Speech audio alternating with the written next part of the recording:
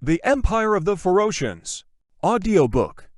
Author, Vladimir Kalashnikov. Book 1. The Axis of the World. Part 2. Smoke at Sunset.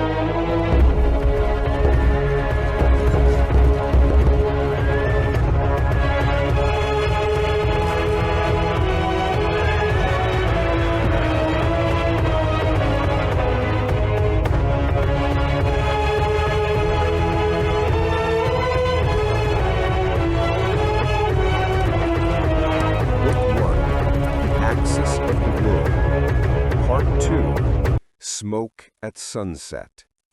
Chapter 1. Autumn of the year 1234. The Ulus of Jochi, western reaches of the Mongol horde. The wind from the endless Kipchak steppes swept across the high bank of the Yaik River, tearing the last shriveled leaves from the lone birch trees. It hummed in one's ears like the distant murmur of an invisible crowd, carrying with it scents of bitter wormwood, of damp earth already touched by morning frost, and the faint, stubborn smell of smoke from camps scattered across the plains, invisible to the eye.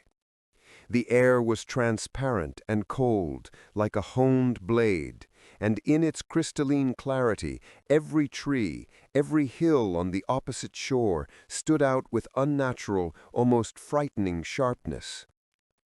Here, on the very edge of his father's domain, Jochi, the eldest son of Genghis Khan, felt both master and exile. His encampment, stretching for several versts along the river, was no longer just a nomadic camp for the horde's nobility. It was a whole city of felt and wood, a prototype of future sedentary power. Along the perimeter, in strictly allotted places, stood hundreds of yurts belonging to his nukers, kinsmen, and artisans. At the center, on the highest ground, towered the large white felt-covered yurt of Jochi himself.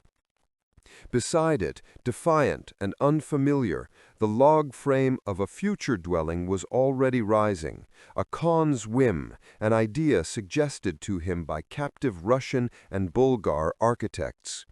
The smell of freshly planed pine mingled strangely here with the familiar aromas of horse meat, smoke, and mare's milk. Jochi himself stood on the edge of the bluff, peering into the western distance, where beyond the river's bend, unknown lands were lost in the gray haze. Tall, slightly stooped, his face a canvas where premature wrinkles contested the stubbornness of a willful chin.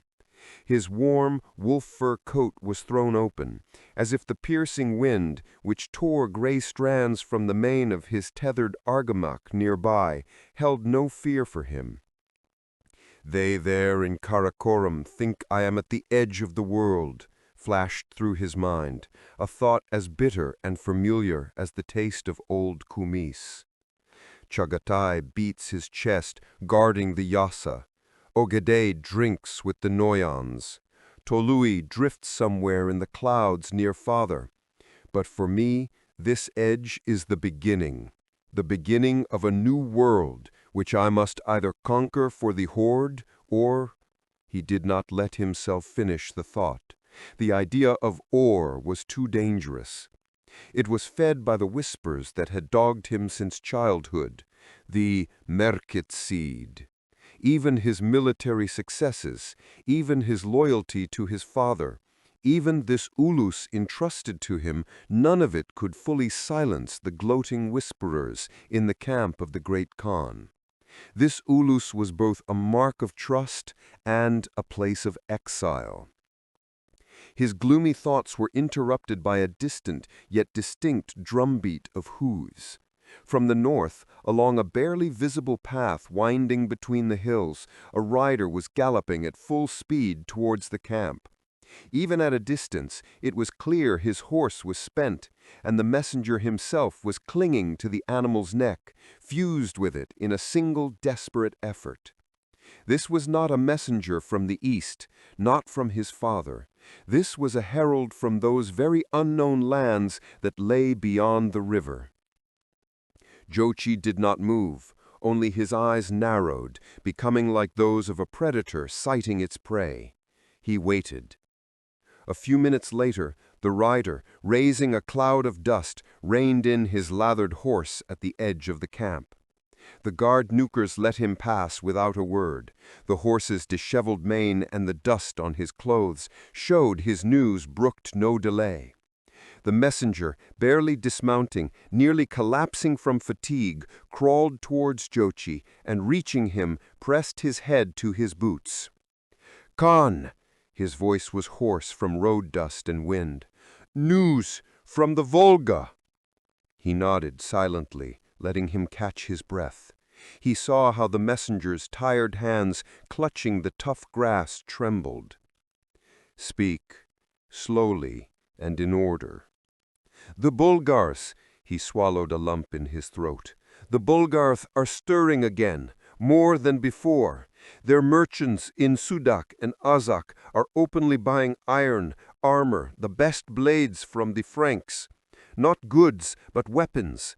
And they whisper," he raised a frightened face to Jochi, "they whisper that the Mongols have weakened, that the old Khan will die soon, and his sons will tear each other apart like dogs over a carcass. They are only waiting for a sign." Jochi listened, motionless. Only his fingers, hidden in fur mittens, involuntarily clenched into fists. These rumors, this poisonous hope of their enemies, were painfully familiar to him. They were a direct consequence of the very whispers that poisoned his life.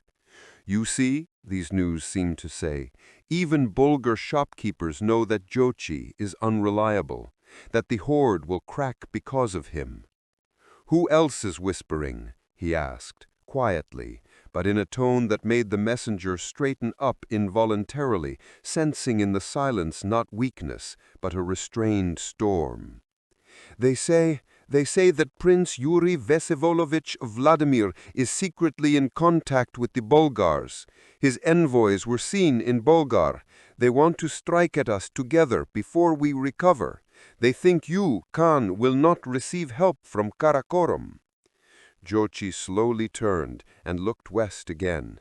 Somewhere out there, 1,000 versts away, princes and merchants sat in their warm chambers, making plans based on his perceived weakness. And in that moment, it was not rage that was born in him, but a cold, clear certainty. This was his chance, not merely to repel a raid. This was a chance to prove to everyone, both the enemies beyond the river and the envious in the heart of the horde, that his ulus was not a god-forsaken backwater, but the steel shield and raised sword of a growing empire.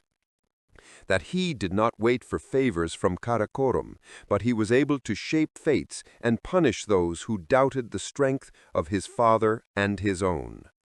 "Good," he said, and his voice held firmness for the first time. "Did anyone see you?"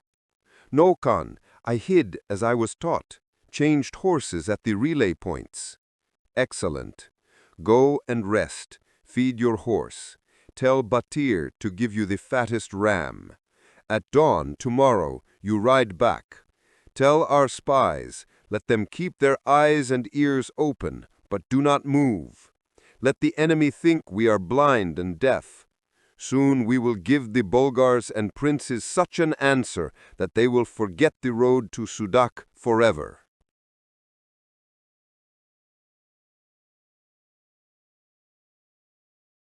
At the same time, the camp of Subutai, Altai foothills. While Jochi looked west, the old wolf of the horde, Subutai Bagator, was preparing its claws and fangs. His camp, pitched in a narrow mountain valley, was different. A purely military lair, devoid of any luxury. Here, everything, from the placement of the yurts to the training of young warriors, was subordinated to one purpose: war. The air was filled with the ring of whetstones on steel, the sharp shouts of centurions, the whinnying of thousands of horses, and the heavy breathing of men sparring on the training grounds. Subutai himself sat in his campaign yurt, piled high with weapons, hides, and saddles. It smelled of leather, horse sweat, and smoke. Before him, on a rough felt rug, lay not scrolls, but dozens of wooden tablets on which schematic maps were drawn with charcoal. From the shores of the Yellow Sea to the unknown western rivers known only from merchants' tales. Beside him, legs folded with a youth's flexibility, sat a young but already famed Noyon named Guyuk, son of Ogedei. His cheekbones high and face arrogant, it breathed impatience and a thirst for glory. "Look," Subutai poked a bone stylus, resembling an awl, at one of the tablets depicting the Volga steppes. "Word has come from Jochi. The Bulgars and Russian princes have conspired. Like jackals around a dying lion, they think we sleep. Then it's time to show them a dream from which they will never wake," Guyuk responded fervently, a spark in his eyes. His fingers nervously toyed with the handle of his whip. "Let us gather the Tumans, strike from 3 sides, and sweep them into the river. Let their bones fertilize the steppe. The young wolf rushes its prey with a bark, but the old one stalks in silence," Subutai rasped, without a smile. His aged but keen eyes studied Guyuk. "Sweeping them away is simple, but what remains? Ash and hatred and a ravaged land. And in a year, when the grass hides the bones, we will have to send a new Tumen, because the sons of the slain will come for vengeance. Your grandfather, the Kagan, teaches us differently. He builds a road that will be used for 100 years, not a path overgrown with weeds in a season." He drew the stylus from the Volga westward through unknown forests and rivers marked only by zigzags and dots. "We must not just defeat, we must demonstrate. Demonstrate so that those who live even farther, beyond these forests, feel their knees buckle at the mere word Mongol. So that they open the gates of their wooden cities themselves, so that their princes themselves bring tribute, trembling not from the sword, but from the news of our approach. For this, we need not a raid, we need a campaign, like against Khwarizm, where the strike was precise as a falcon's dive, and the consequences inescapable as an avalanche." Guyuk listened, and gradually the excitement in his eyes gave way to an understanding of the grandeur of the plan. He saw now not just a battle, but a chain of battles, not victory, but conquest. "But for such a campaign, we need a united strike from all the Uluses. But my uncles—" He hesitated, but it was clear he meant the tension between Jochi and Chagatai, known throughout the horde. "Will they pull the rope in the same direction?" Subutai grunted grimly, setting aside the stylus. "Your grandfather lives, and his will is an arrow that will pierce any disagreement, any personal interest. We, the old wolves, will prepare the meat, and he will decide how to divide it. Now go." He waved a hand toward the noise of the training grounds. "Check how the new recruits shoot from horseback. They will have to ride farther and see more than they can ever imagine." Far to the east, the Jin Empire, imperial palace in Kaifeng. Meanwhile, in the sultry, perfumed chambers of Emperor Wanyan Shu, a sweet illusion of safety prevailed. After the crushing defeat years prior, the court, like an ostrich, preferred to hide its head in the sand of luxury and ceremonies. The steppes were far away, and the walls of Kaifeng were impregnable, or so they wished to believe. The emperor, clad in brocade robes embroidered with golden dragons, reclined on silk mats, watching an exquisite dance of court maidens. Their movements were slow and graceful, like swans on a pond. The air was thick and heavy, with the scent of sandalwood and musk. "Your Majesty," a courtier fawningly whispered into his ear, bowing respectfully, "our loyal men from the north bring encouraging news. The barbarians are quarreling. The old wolf Genghis Khan grows feeble, and his whelps, especially the eldest, Jochi, are already baring their teeth at each other. We need only be patient. The horde will collapse on its own, and we will merely gather the fruits." The emperor nodded lazily, washing down sweet rice cakes with fragrant tea. He so wanted to believe it. It was much easier to hope for the enemy's disintegration than to think of army reforms, of a treasury depleted by the court's upkeep, of demoralized generals. He did not see, did not want to see, that behind the luxurious facade of his palace a storm was brewing, one he himself had helped fuel with his inaction and blindness. He did not know that the plans now being forged in the West concerned him too. And in the heart of the horde, in the camp of Genghis Khan, the old Kagan, having heard the reports from both Jochi and Subutai, sat in deep, concentrated thought. His yurt was spacious and warm. A fire crackled in the hearth, casting dancing shadows on the felt walls adorned with weapons and standards. Before him, on a low rosewood table, lay an unfolded silk map compiled for him with the greatest care by Yelu Chuchai. It showed not only mountains and rivers, but cities, peoples, routes, the entire known world he had conquered, and that which he had yet to conquer. He saw everything, the alarming marks near the Volga, Subutai's readiness indicated by a conventional sign near the Altai, and the hidden tension between his heirs, which was not marked on the map, but read between the lines of every report. He understood. The time had come, not just for a punitive campaign to subdue insolent neighbors. The time had come for that very final campaign he had contemplated all these years, staving off death. A campaign that was meant not merely to expand holdings, but to forever alter the balance of power in the world, proving to all, from the eastern seas to the western forests, that the will of the horde was united and inexorable. And the first blow of this gathering avalanche was to fall upon the heads of those who first doubted it, the Bulgars and the arrogant Russian princes. He slowly raised his hand and summoned the scribe on duty at the entrance, a young Uyghur trained in Chinese script. "Dictate a decree," Genghis Khan said softly but clearly. His voice, though lacking its former power, was full of unshakable resolve. "Let couriers fly to all corners, to all my sons, to all the Noyans of the Uluses. Let them leave all affairs and prepare for a great Kurultai. The time has come to gather and decide the fate of the sunset." The scribe, bowing respectfully, began to trace the characters on paper that were to set thousands of horsemen in motion and change the course of history. Genghis Khan stared once more at the map, at its western part, still so blank and unexplored. The time had come.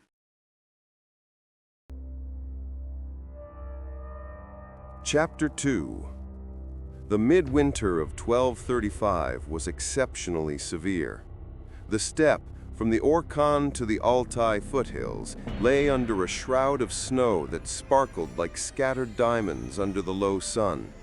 The air rang with frost, and every sound, the creak of sled runners, the neigh of a horse, the distant bark of a dog, carried incredible distances in the crystalline silence.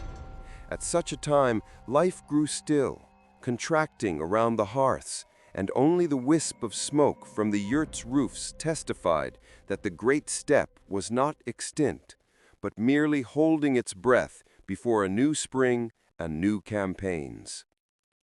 The camp of Ogedei, the third son of Genghis Khan, was situated in a valley sheltered from the winds.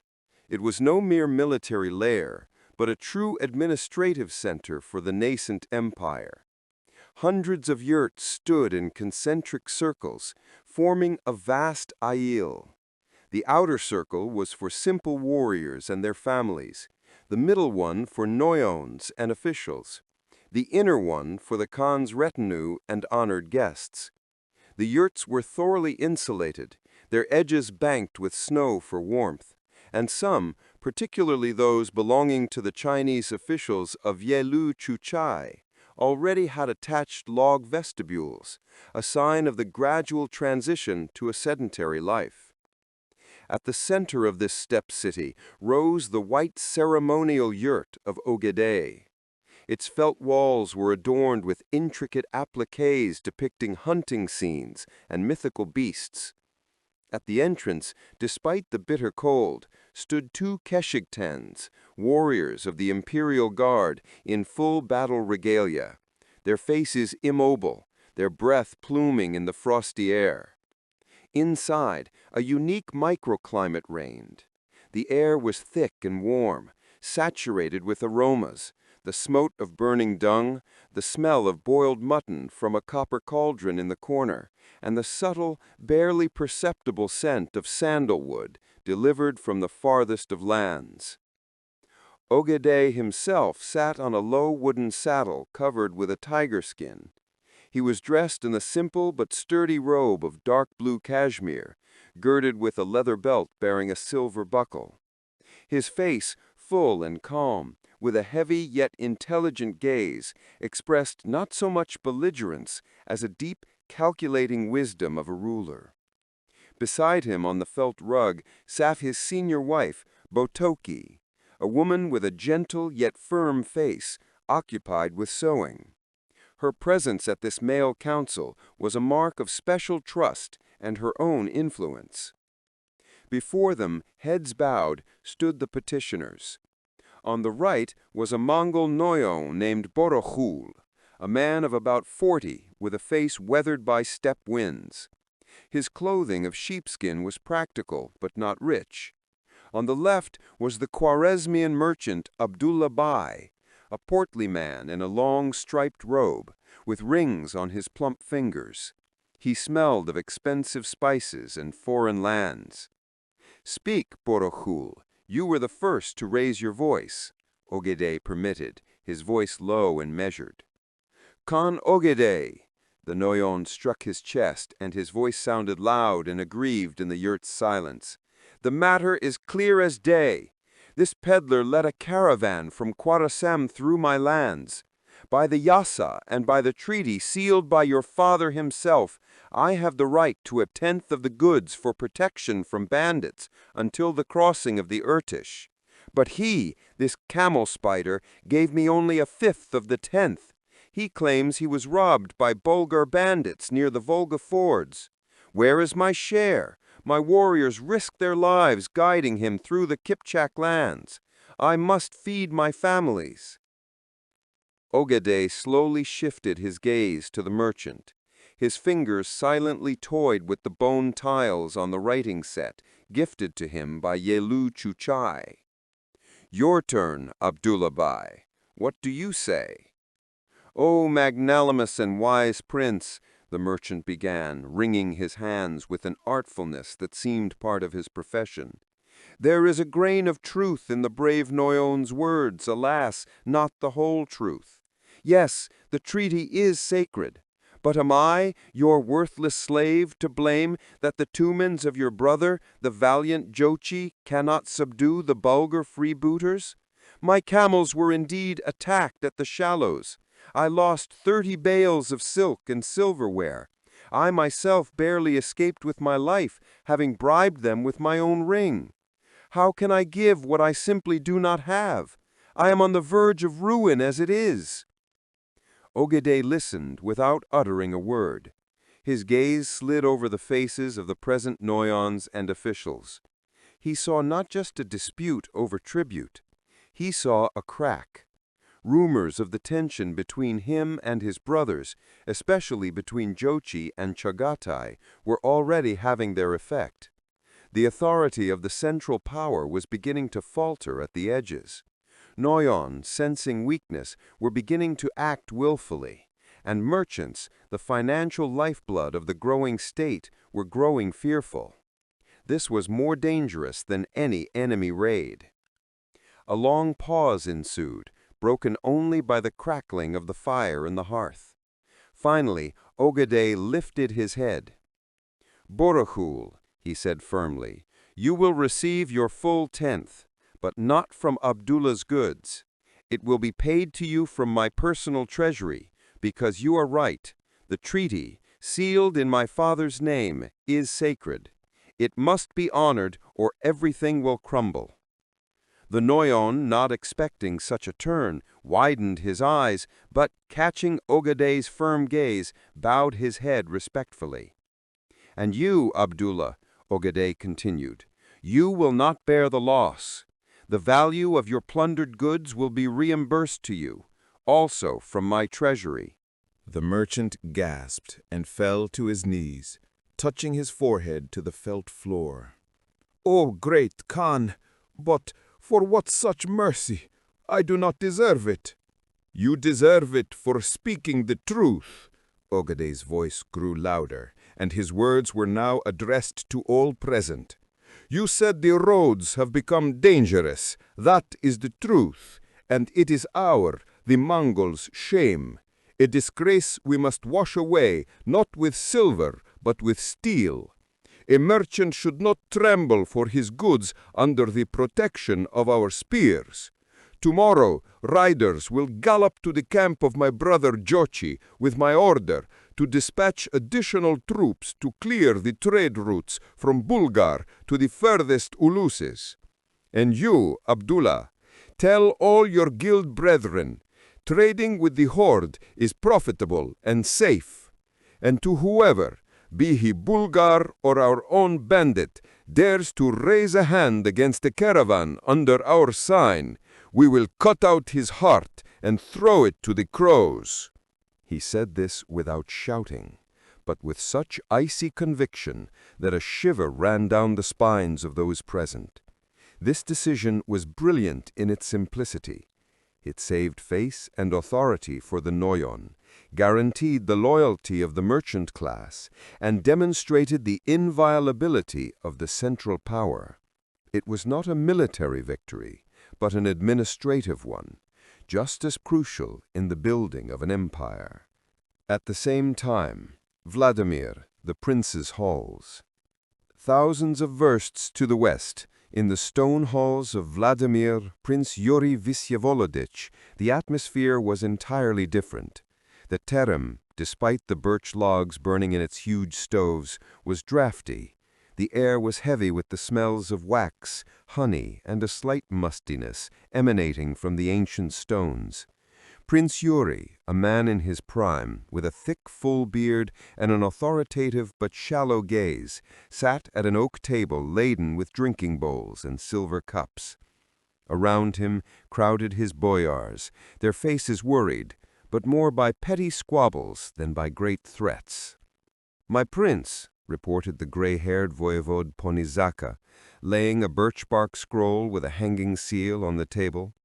"A messenger from Mikhail of Chernigiv. Again he calls for a council in Kiev.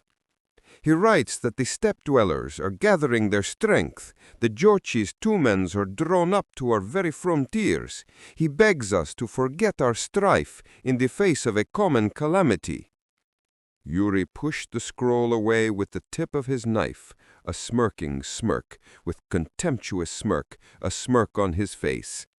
Mikhail Vysyavolodych, that cunning fox, all he wants is to settle into the golden seat of Kiev amid the commotion and collect our tribute under the guise of common danger. No, we of Vladimir are no simpletons. Our walls are stone, our druzhina is steel. What can those starvelings with their bows do against our fortresses? Their arrows will shatter on stone. However, my prince, cautiously interjected the boyar Ivar, a well-read man who had traveled in foreign lands, rumor has it their people are warlike and countless as the stars in the sky. And if they truly are quarreling with the Bulgars, perhaps it is a respite for us. Precisely, a respite, Yuri seized, slapping his palm on the table. Let them gnaw at each other there. Meanwhile, we will deal with the Novgorod Ushkuiniks and take the Ryazan lands for ourselves. That is where real profit lies, not in fairy tales about phantoms from the steppe. He did not see, he refused to see, that his calculation was as naive as that of a child stealing apples from under the nose of a sleeping bear. He was blinded by pride and the familiar, comfortable discord with his neighbors. The halls smelled not of the future, but of the past, the scent of impending isolation and doom which they themselves were preparing. Evening in the camp of Genghis Khan, a conversation with the sage. Meanwhile, in the main camp of the horde, in the vast, austere yurt of Genghis Khan, an atmosphere of concentrated calm prevailed. The great Khagan, having finished the day's affairs, remained alone with Yelyu Chuchai. They drank tea, a strong, slightly bitter brew prepared according to a Chinese recipe, and silently looked at the silk map spread on the carpet between them. On it, thin lines traced not only rivers and mountains, but the borders of the Uluses, trade routes, and nomadic grounds. Ogadeh is acting wisely, Genghis Khan broke the silence. His face, furrowed with wrinkles, was inscrutable, but a spark of approval glowed in his eyes. Money, yes, it is also a weapon, sometimes sharper than a saber. A double-edged weapon, O Khagan. One can buy a traitor, but one cannot buy the loyalty of a devoted man. One can pay for the road, but one cannot force men to walk it with joy. Loyalty is born only from two sources, from the fear of an inexorable force and from the respect for a just authority. Justice. Genghis Khan thoughtfully ran his palm over the silk of the map, as if feeling the hills and valleys beneath it. For a merchant, justice is when the scales do not lie. For a warrior, it is when the spoils are divided by merit. For a herdsman, it is when his neighbor does not steal his livestock. And for me, he raised his piercing gaze to his adviser, and in it flashed that very fire which once made the whole steppe tremble. For me, justice is that under the eternal blue sky, all people should live by one law, by the law of the Yasa. And whoever hinders this, be he prince or emperor, is the embodiment of injustice, and his fate is to be erased from the face of the earth. He understood that the upcoming Kurultai must become not merely a military council, it must become a proclamation of a new world order. And the first to hear this verdict of history would be those who dared to doubt the strength and unity of the horde, the Bulgars, and those Russian princes who in their worn chambers still comforted themselves with thoughts of eternal internecine strife. Their fate had already been decided here in the smoky yurt of the steppe's master, where not hours, but the time of whole civilizations was being counted. Chapter 3. The end of winter in 1234 was fickle. In the Altai foothills, where the camp of Subutai Baghatur was located, a premonition of spring was already in the air. The snow on the southern slopes had darkened, settled, and from beneath it the first browned grass of the previous year was breaking through. In the valley bottoms, where streams ran that never froze, even in the bitterest cold, the genuine ring of spring drips could be heard, though at night the air still rang with frost, sheathing the earth in an icy shell. It was a time between times, when nature hung in indecision, but not in the military camp of the legendary commander. The camp sprawled across a wide valley, sheltered from the winds by a ridge of low hills. It was laid out with a cold, practical precision, without a hint of comfort or luxury. The yurts, covered in thick gray felt, stood in stern rows, forming streets straight as arrows. The width of these streets was calculated so a horseman could gallop through without touching the edges. Everything was subordinated to the law of rapid mobilization. An unceasing din filled the air, the clang of metal on whetstones, the abrupt commands of centurions, the whinnying of thousands of horses in pens, the dull blows of hammers on anvils. The cold, transparent air held a cocktail of smells, the acrid smoke of dung, the sweetish reek of horse sweat, the sharp tang of leather and boiled mutton, and over it all, the heavy, thick odor of red-hot iron. Here, in 24 field forges, the very steel blade that was soon to cleave the fate of half the world was being forged day and night. Subutai Baghatur himself, a short, stocky man, with a face resembling a cliff face cracked by time and weather, slowly made his rounds of the training grounds. His gait was heavy, but unwavering, the walk of a man who feels the earth under his feet as an extension of his own body. He wore a worn but sturdy fur vest over a quilted robe, and on his head a simple foxskin hat. His eyes, small, deep-set, the color of dark stone, seemed to express nothing, yet noticed everything. He saw the young warrior's hand tremble as he drew his bowstring, another's poorly tightened girth, a third allowing the slightest imbalance while practicing a saber strike. He stopped by a group of recruits learning to shoot bows at a gallop. The targets, old shields and wicker dummies, were placed at varying distances and heights, simulating an enemy appearing suddenly behind a hill.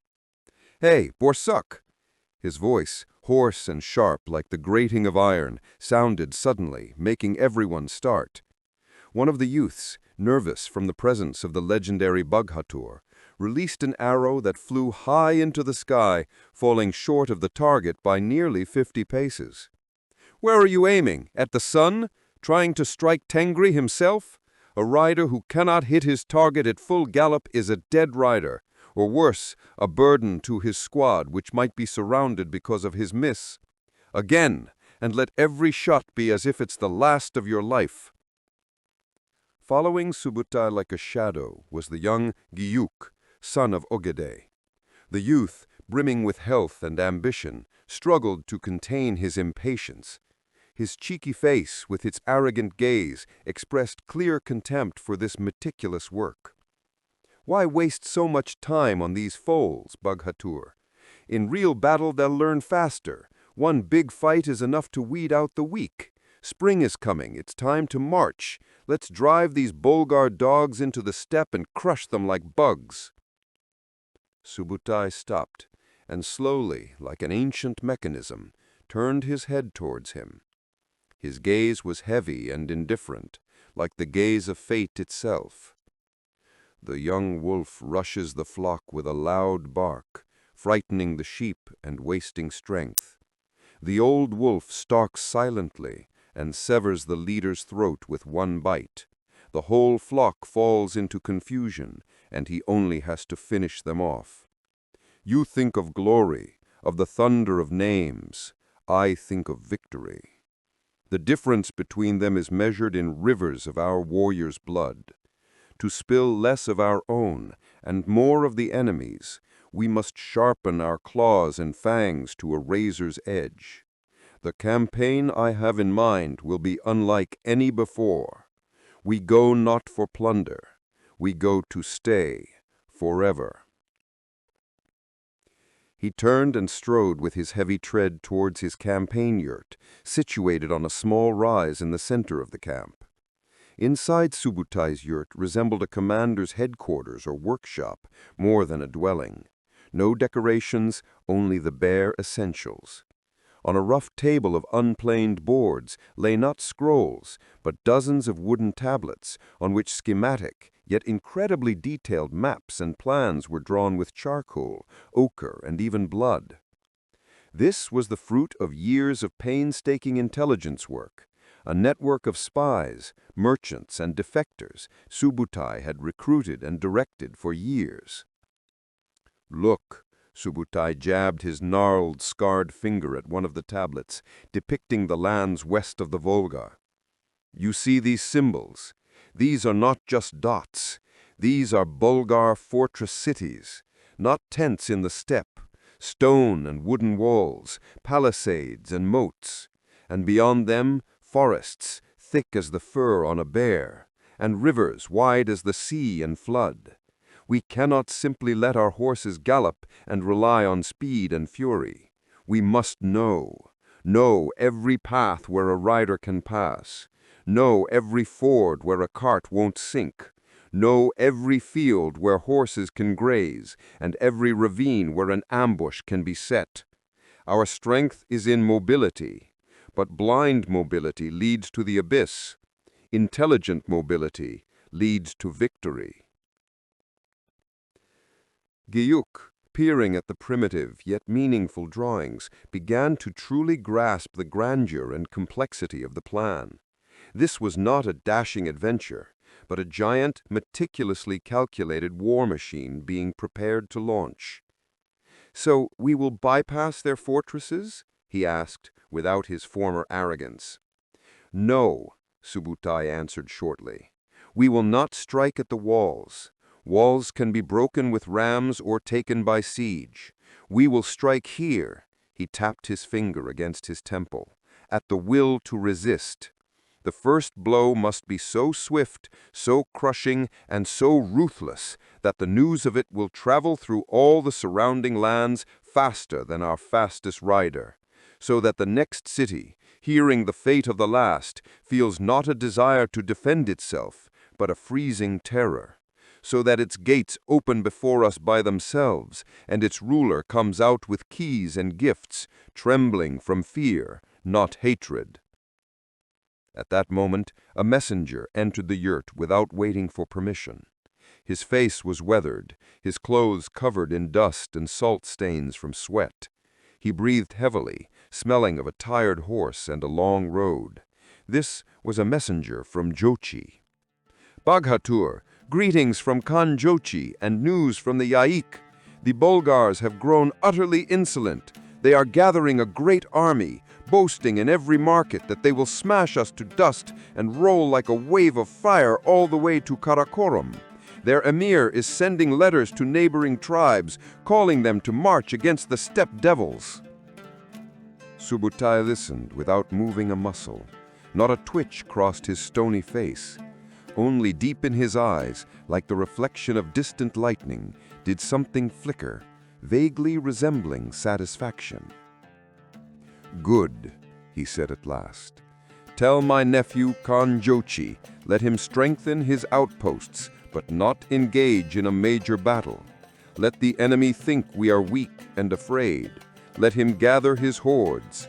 The more he gathers into one fist, the less we will have to chase every squad to thickets and ravines. His hour has not yet come.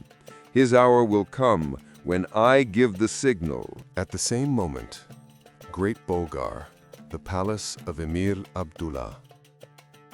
While discipline and purpose reigned in Subutai's Sturim camp, the capital of Volga, Bulgaria was filled with an atmosphere of blind, noisy, and self-confident revelry. The emir's palace, though built of logs, stunned with its interior opulence. The walls were hung with expensive carpets from Khwarezm and Persia. Soft felt rugs lay on the floors, and lamps filled with costly oil cast bizarre shadows on the walls. The air was thick and sweet, with the smells of roasted meat, spices, strong mead, and perfume. Emir Abdullah himself, a man of about 50, with a luxuriant black beard touched with noble gray, sat on a dais, propped up by embroidered cushions. His face shone with self-satisfaction. Before him, low tables groaned with food, whole roasted sheep and geese, pyramids of flatbreads, huge platters of pilath, sweets in honey, silver jugs of wine and boza. Around him, on cushions, sat Bulgar beks, local princes, commanders, wealthy merchants. Their faces were flushed with drink and belligerent fervor. "Let those steppe wolves crawl to us," thundered one of the beks, a powerful fellow with a scar across his eye, raising a heavy silver chalice. "Our walls have seen worse. Our warriors have fought the Pechenegs and the Cumans, and always prevailed. We will greet them with such a rain of arrows the sun will be dimmed, and then our cavalry would drive them back into the steppe." "Right, Alkir Bek," chimed in another, thinner and more cunning in appearance. "They are only strong in the open field, but our forests, our swamps, our rivers will be their death. We will lure them into the thickets and strike them from ambushes like ducks on a hunt." Emir Abdullah smiled condescendingly, sipping wine from a delicate golden cup. Rumors had reached him, of course, through those same merchants, of the discord among the sons of Genghis Khan. He sincerely believed the Mongol threat had weakened, fractured by internal strife. "We must not forget our allies," he declared portentously, addressing the whole assembly. "The Russian princes, Yuri of Vladimir, Mikhail of Chernigov. They too understand the calamity threatening us all. We will create an alliance mighty as a cliff, one these eastern savages have never seen. We will not only repel them, we will march through their encampments ourselves." He did not know, could not even suspect, that his mighty allies were at that very moment squabbling over a scrap of land on their borders, that the Prince of Kiev viewed the Prince of Vladimir as a rival, and the Prince of Ryazan preferred to hide behind his swamps. The emir was feasting on the edge of the abyss, blinded by pride and false hopes, while the steel blade forged in the distant Altai valley was already raised for a short, shattering blow. Late evening by the fire. When the sun hid behind the mountain ridges and campfires were lit in the camp, Subutai walked away from the bustle and sat alone by a small fire on the outskirts of the camp. After some thought, Guyuk joined him. The youth sat in silence, staring at the tongues of flame. His pride was wounded, but his mind was beginning to work. Subutai silently threw dry twigs into the fire. Finally, he spoke, not looking at the youth, his voice merging with the crackling of the embers. "You saw the maps today. But remember, a map is not the land. On a map, a river is a smooth line. In life, it is a raging torrent with treacherous rapids and muddy banks. On a map, a forest is a green blotch. In life, it is an impenetrable thicket where you can get lost among 3 pines and where every tree can hide an archer. Victory, true victory, is born not here," he clenched a mighty fist, "but here." He jabbed a finger against his own temple. "Your grandfather, Genghis Khan, is great not because he is the strongest warrior, but because he sees farther than anyone around him. He made the entire great steppe, all its tribes and peoples, move as a single organism, with one will. That is what we must do with these Western lands. Not simply conquer, plunder, and leave. Organize, remold, make them a part of ourselves." Guyuk listened, and the angry impatience in his soul was gradually replaced by a cold, heavy understanding. He looked into the fire and saw in it now not just the merriment of future victories, but the gleam of coming conflagrations, not blind and furious, but controlled, purposeful, bringing not chaos, but a new iron order. And far to the west, in Jochi's camp on the Yike River, the night fires were already being lit. Having received the messenger's report and Subutai's brief, clear order, Jochi was giving his nukers quiet, precise instructions. His spies, invisible and silent as night shadows, were already slipping deep into Bulgar lands to become the eyes and ears of the approaching storm. The great march to the west was beginning not with the deafening thunder of hoofs, but with a quiet, deliberate, lethal movement, like frost creeping over the earth, freezing all in its path. Chapter 4. Spring, 1235. Karakoram, the camp of Genghis Khan. The great steppe was awakening from its winter sleep. The snows, which had recently lain like an endless shroud, had now darkened, settled, and through them burst the first bright green shoots of sedge and wormwood. Warm winds blew down from the mountain passes, carrying the scent of meltwater and damp earth. The air, so recently ringing with frost, was now filled with the babble of countless streams, the cries of cranes returning from the south, and a deep, powerful hum, the hum of awakening life. In Karakoram, this still young yet already beating heart of the Mongol state, activity seethed, comparable only to a giant anthill. From all corners of the boundless steppe, riders streamed here. These were not simple warriors, but rulers of uluses, commanders of thousands, heirs of noble lines, those in whose hands lay the fate of the horde. The great Kurultai was approaching, and everyone could feel its breath. Genghis Khan's camp had transformed in recent years. If once it was simply a vast encampment, now it held not just hundreds, but thousands of yurts arranged in strict order.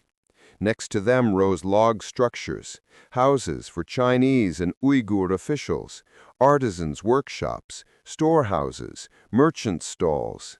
A genuine, if peculiar, city had emerged, with narrow streets teeming with people on foot and horseback.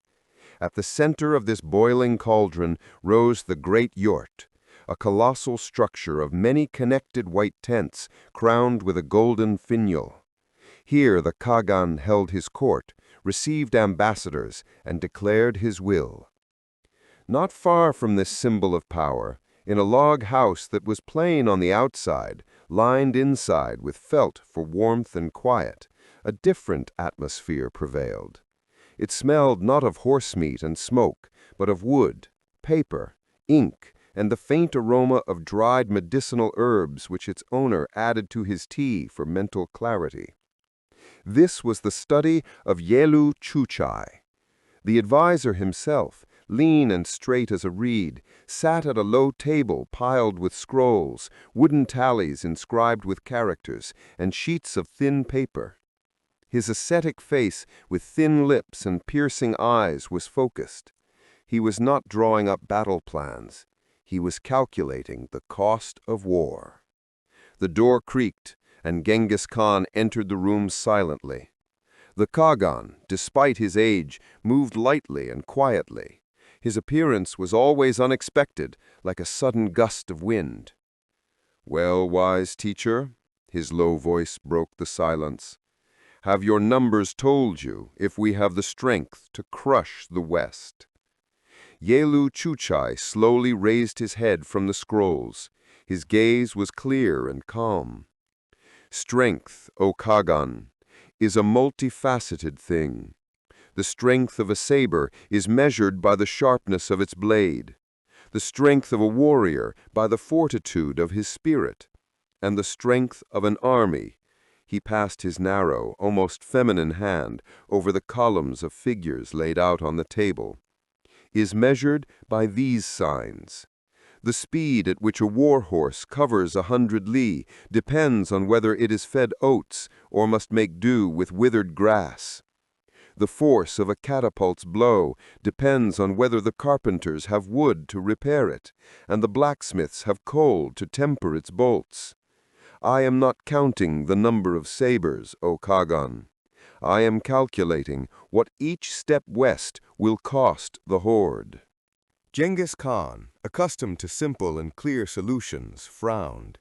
He sat on a campaign stool, his eyes skimming over the characters he could not understand. Speak more plainly.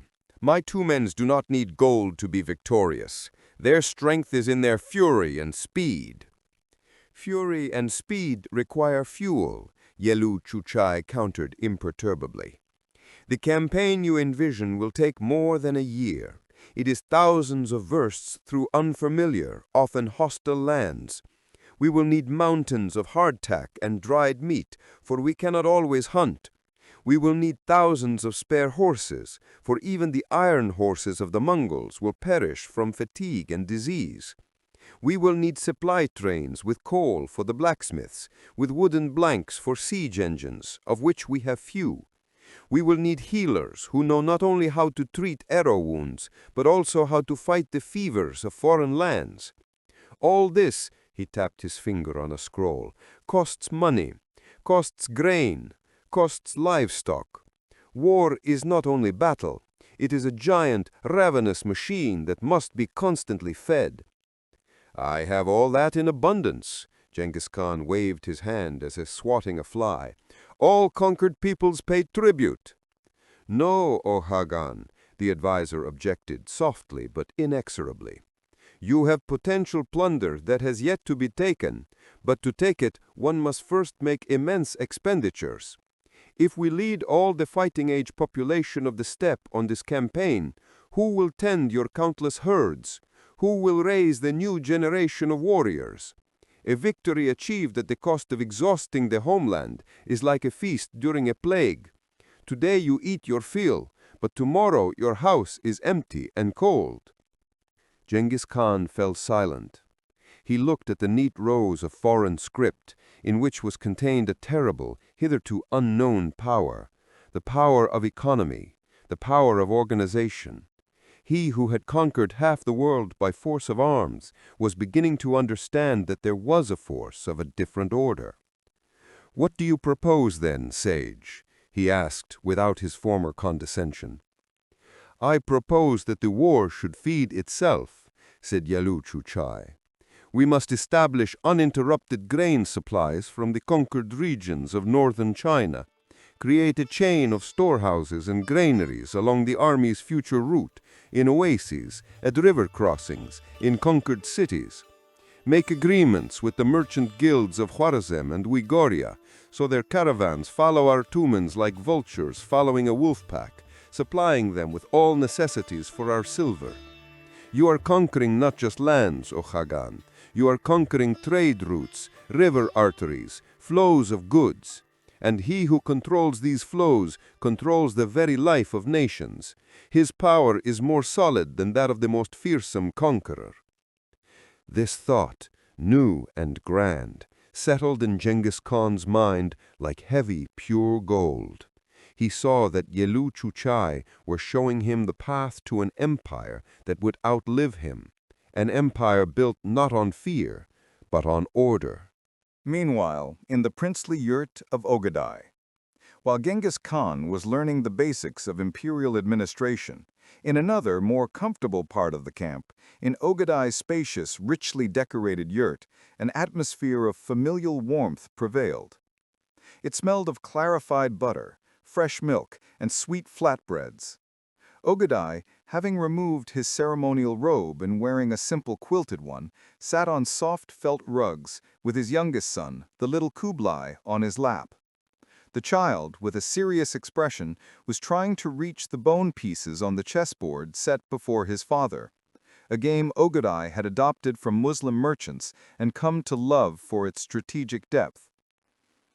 Nearby, at a respectful distance, stood his older sons, already grown youths. Among them was Guyuk, recently returned from Subutai's camp. The trip to the stern Bogatur had left a trace of thoughtfulness on his arrogant face.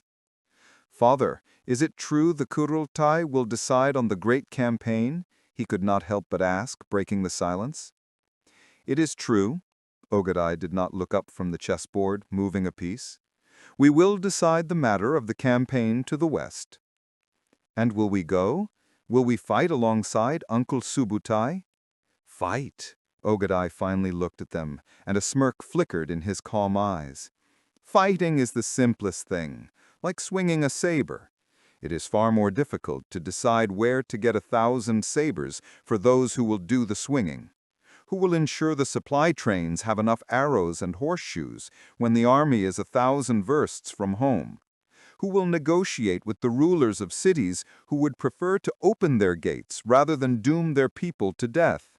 That," he jabbed a finger at the chessboard, "is the real war, a war of minds and calculations, and it is no less important." His senior wife, Botokie, a woman of gentle but strong character, was pouring tea into silver bowls. She understood that Ogadai was not merely playing with the children, he was preparing them, raising them not as dashing warrior horsemen, but as future administrators, rulers of a vast state. "And will Uncle Jochi be in charge in the west?" asked another son. "Uncle Jochi is the tip of our spear, and a spear, no matter how sharp, is useless without the shaft that holds it and the hand that guides it. Everyone must do their part." There was not a trace of envy or rivalry in his words. There was a deep, calm confidence in his own role, the role of the brain center, the organizer, without whom any victory, however glorious, would be hollow. Evening before the Kurultai, a father's talk with his sons. On the eve of the great assembly, when the sun had vanished beyond the horizon and myriads of stars lit up over the steppe, Genghis Khan summoned all 4 of his sons to his personal yurt. They came one by one, first Jochi, grim and withdrawn, then Chagatai, direct and severe, followed by Ogadai, calm and cheerful in appearance, but with a cunning glint in his eyes, and finally Tolui, the youngest, with a burning gaze full of devotion to his father. They sat in the semi-darkness of the yurt, illuminated only by the flame of the hearth and a couple of oil lamps. The air was thick, saturated with the smell of smoke, old leather, and unspoken grievances. Old contradictions, suspicions, and jealousy hovered between them like invisible spirits. Genghis Khan sat motionless. His face, furrowed with wrinkles, was like a mask, but his eyes, alive and piercing, studied each of his sons. He saw in Jochi hidden pain and proud stubbornness, in Chagatai an iron principle bordering on cruelty, in Ogadai a flexible mind and understanding of people, in Tolui reckless courage and a fervent heart. "Tomorrow," he began, and his quiet, hoarse voice sounded louder than a war horn in the silence, "we will decide the fate of a campaign that will change the boundaries of the world. But before deciding the fate of the world, you must decide the fate of this yurt, the fate of our line." He swept them with a slow, heavy gaze, under which even Chagatai lowered his eyes. "A wolf pack is strong not when each wolf is strong alone. It is strong when the wolves heed the leader and act as one. I have postponed my meeting with the ancestors to see this with my own eyes. I have watched you grow.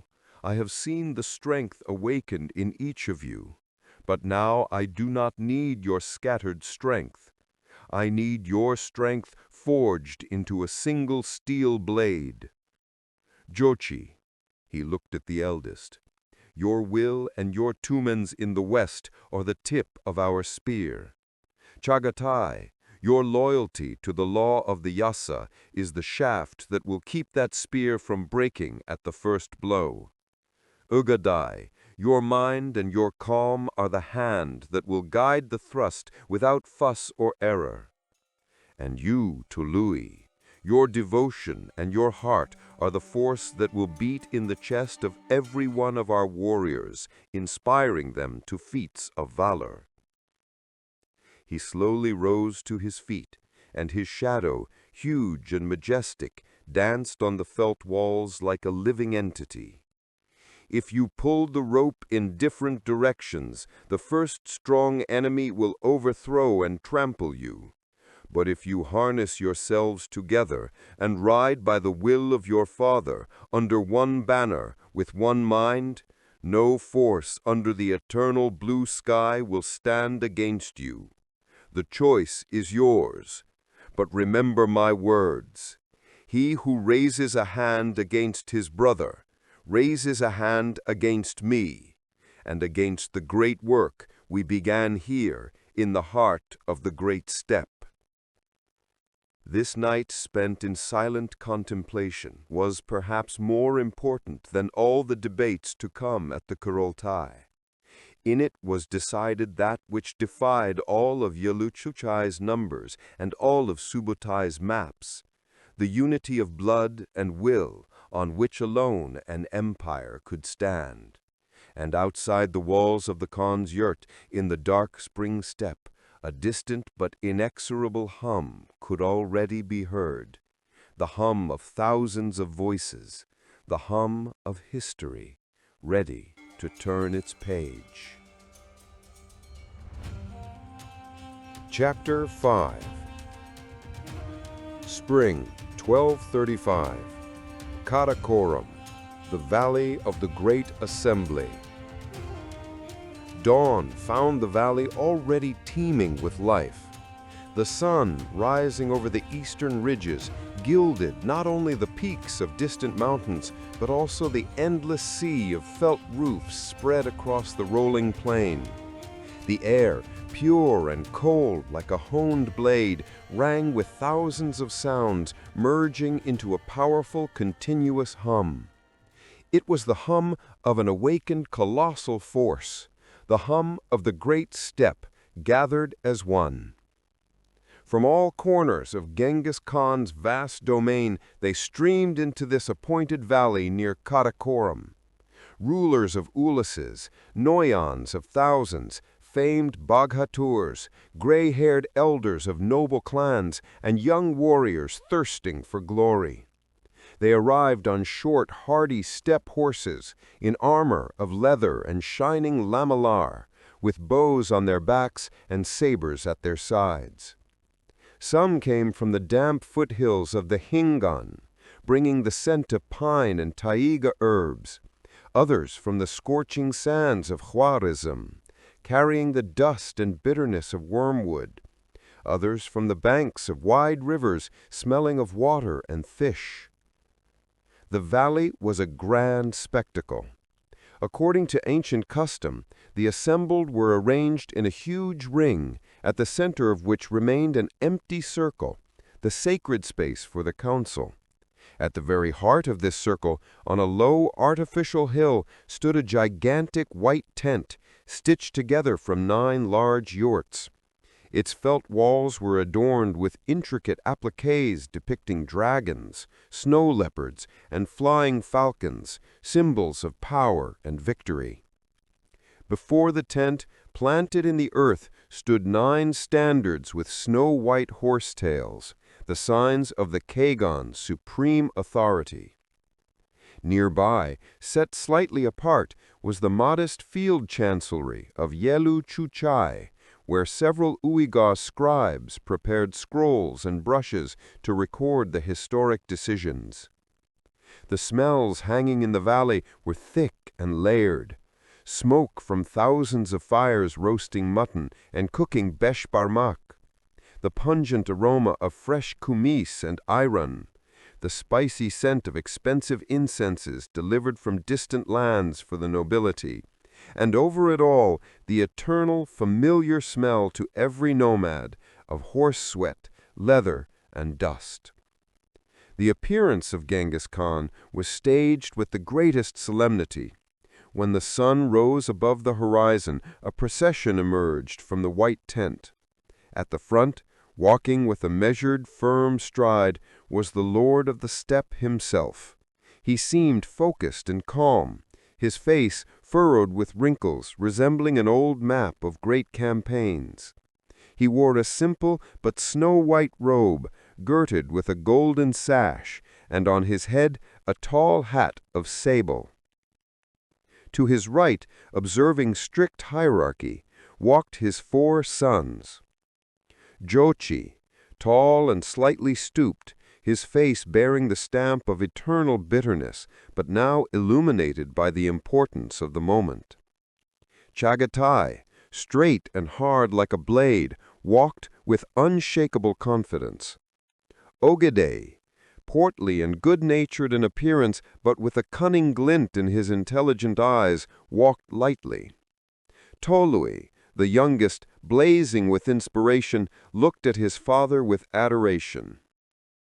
To the Khagan's left walked the pillars of the empire. The gray-mustached Subutai Bagatur, whose name alone struck terror into enemies, strode heavily and confidently like a bear.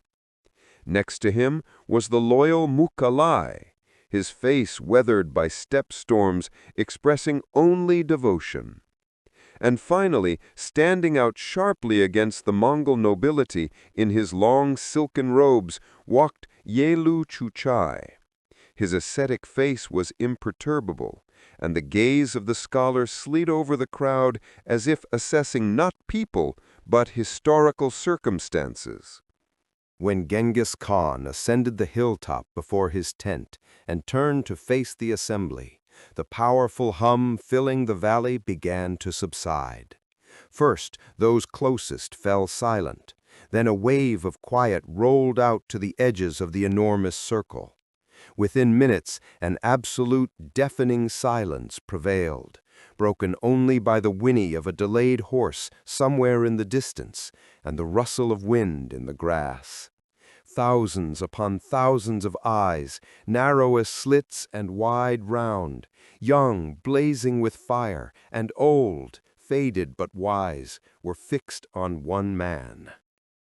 "Sons of the great steppe, eagles of my people, warriors whose bravery has made all lands from the sunrise to the midday sun tremble."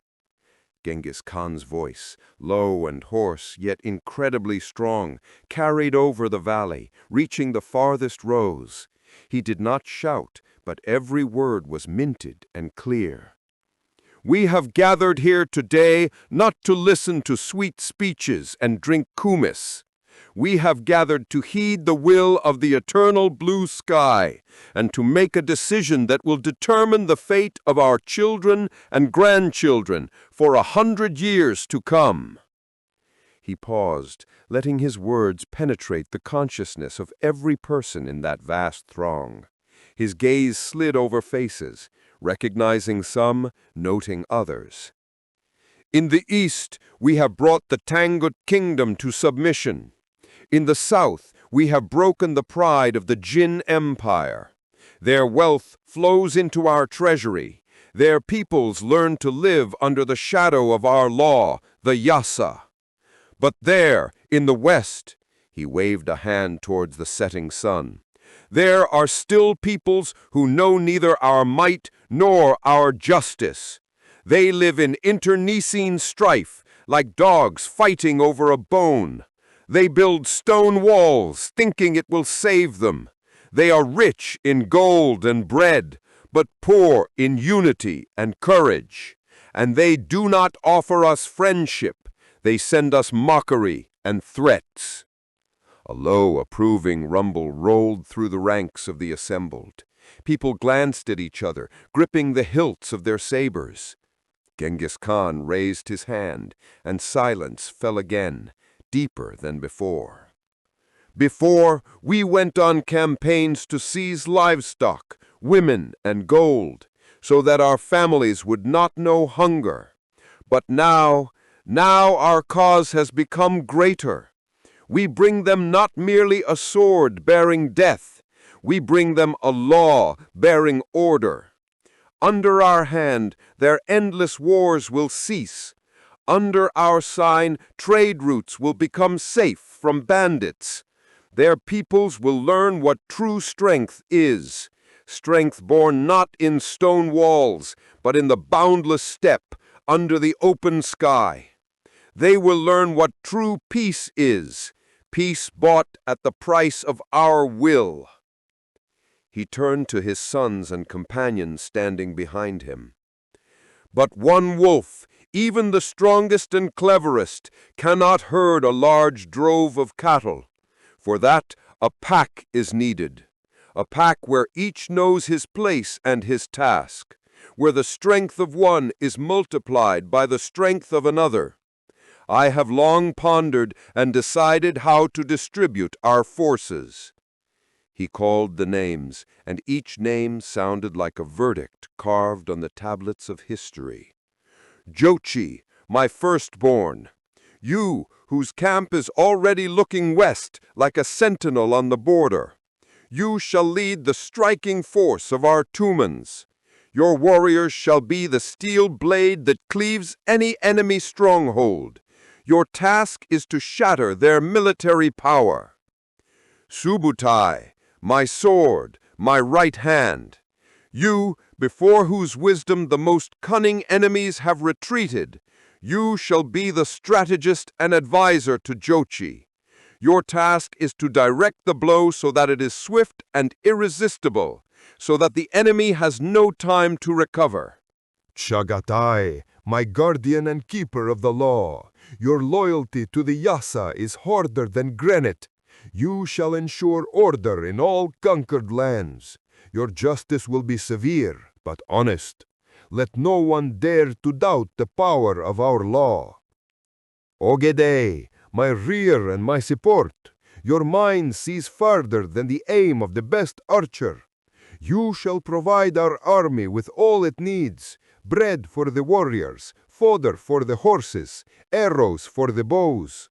Your calculations will determine whether we reach the last sea. Tuloi, my youngest, my very soul, you will remain with me, the guardian of the hearth of our state. You will be the reserve of our might and my main support here, in the heart of the steppe. Each appointment was met differently. Jochi's name, with a restrained but approving rumble.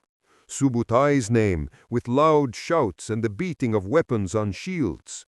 Chagatai's name, with respectful and slightly anxious silence. The plan was grand, precise, and thought out like the best tactical combination of an old bagatur. Then Yalu Chuchai stepped forward. His speech, translated by an interpreter, was quiet but clear. He spoke not of feats, but of grain reserves in storehouses, the routes of supply caravans, the need to establish field mints for a unified coinage, the accounting of spoils. Many simple Noyons listened to him with bewilderment, shrugging their shoulders. What strange concerns for this Chinese man! But the authority of Genghis Khan, who trusted his advisor unconditionally, forced them to accept this new truth as well. The truth that an empire rests not only on spears, but also on silver and bread. The great Kurultai lasted several days. Elders spoke, recalling old victories. Shamans chanted and predicted great glory. Commanders offered their plans. But the main decision, the main will had been declared on that first day.